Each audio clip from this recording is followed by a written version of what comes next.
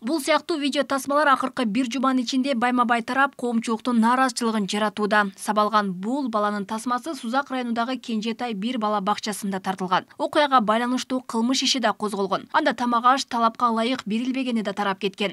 Не болду десем, мен башым ортот, белим ортот деди. Кайсы эжекең урду десем, Гүлмира эжекем деди. Көп узабай Бишкектеги бала бакчада 5 жаштагы наристе уктаган боюнча турбай калган. Ал алгач тарбиячысына үшүп жатканын айткан. Ал учурда тарбиячы кийимчен уктатып саат 3-4 чамасында ойготкондо кыз турбай калган. Буга байланыштуу экспертизанын алдын ала жыйынтыгында кыз кусундусуна какап калганы, башында гематома бар экени аныкталган. Бул окуяга байланыштуу кылмыш иши да козголгондон кийин тарбиячы жана бакча жетекчиси өз арызынын негизинде иштен кеткен. Задохнулась рвотными массами, анан ошо гематоманы жазыптыр. И как я поняла, ошо дыхательные пути бүт кусунду менен тосулуп калган, даже көзүндө бир. Мындай көрүнүштөрдөн кийин өлкөдөгү мектепке чейинки билим берүү мекемелеринде көзөмөл күчөтүлдү. Анда балдардын коопсуздугу үчүн видео камералар орнотулуп баштады. Ош шаарында да 66 бала бакчага 700дөй камера бакчанын кире бериштерине жана ашканаларга орнотулган. Муну менен тарбиячылардын кыймыл аракети ачык көрүнүп турат.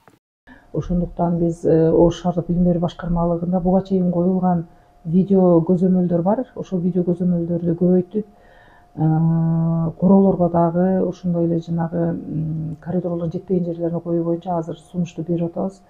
Шаар мэри коюп беребиз деди, азыр тобу менен каржылап беребиз дешти. Азыр эми биз тендерге катышкан адамдарыбызды да айтып атабыз. Алардын тамак ашты берүүнүн сапаты боюнча да катуу талаптар коюлду. Келишимдердин критерийлери татаалдаштырылды. Балдарын ишенип таштаган тарбиячылардын балдарга карата ырайымсыз мамилеси ата-энелердин чочулоосун жаратты. Тарбиячыларды жумушка кабыл алууда талаптарды жогорулатып, мүнөзүн, жөндөмүн кароо керек. Алган эмес, психикалык саламаттыгында текшерүү зарыл дешет. Биринчиден, жумушка алып атканда ошол тарбиячынын эрктик эмоционалдык абалын, мүнөзү кандай, темпераменти кандай аныкталбай алынып атат. Бул биринчиден. Анан экинчиден, ошол тарбиячылардын өзүнүн ишинде профессионалдык күйүп кетүүсү.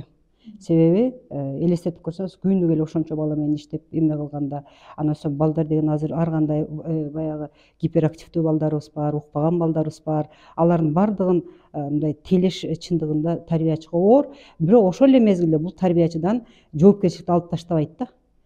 Тарбиячы ошол өзүнүн эмоциясын токтото албай, анан ошол бир агрессивдүүлүгүн чыгарганы бул эң жаман көрүнүш. Ырайымсыз мамилеге балдар жакын адамдары тарабынан кабылууда. Ар бир балага аяр мамилени бакчада көрсөтүү экенин айткан мурдагы министр алгач бала тарбиялоо боюнча окуудан өткөрүү зарылдыгын белгилейт. Булар сөзсүз жүрөктү өйтөт. Баягы педагогикада биз гумандуу педагогика деген түшүнүк бар. Биз кандай болгон күнү дагы окуучуну, баланы сөзсүз биз анын дүйнөсүнө сый көрсөтүшүбүз керек. Ар бир бала биз үчүн аманат катары көрүшүбүз керек. Ошол мугалим деген бул экинчи ата-эне деген сөз. Андыктан биз ар бир баланын көңүлүн оорутпастан, мектепке, бала бакчага жүрөгүн суутпастан, ошо келген балдарга аяр мамиле жасаганга көнүшүбүз керек.